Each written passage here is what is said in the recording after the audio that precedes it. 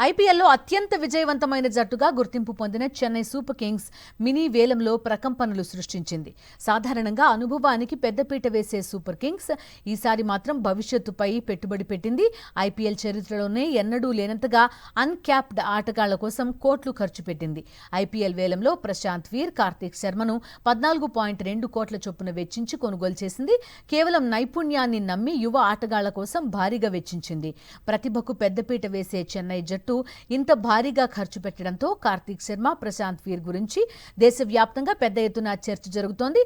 ధోనీకి ప్రత్యామ్నాయంగా కార్తీక్ శర్మను, జడేజా స్థానాన్ని భర్తీ చేసేందుకు ప్రశాంత్ను ఎంపిక చేసుకున్నట్టుగా తెలుస్తోంది.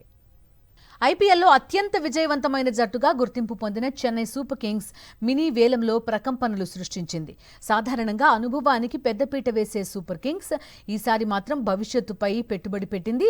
ఐపీఎల్ చరిత్రలోనే ఎన్నడూ లేనంతగా అన్క్యాప్డ్ ఆటగాళ్ల కోసం కోట్లు ఖర్చు పెట్టింది. ఐపీఎల్ వేలంలో ప్రశాంత్ వీర్, కార్తీక్ శర్మను 14.2 కోట్ల చొప్పున వెచ్చించి కొనుగోలు చేసింది. కేవలం నైపుణ్యాన్ని నమ్మి యువ ఆటగాళ్ల కోసం భారీగా వెచ్చించింది.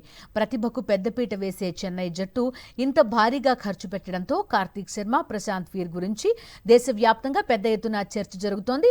ధోనీకి ప్రత్యామ్నాయంగా కార్తీక్ శర్మను, జడేజా స్థానాన్ని భర్తీ చేసేందుకు ప్రశాంత్ను ఎంపిక చేసుకున్నట్టుగా తెలుస్తోంది.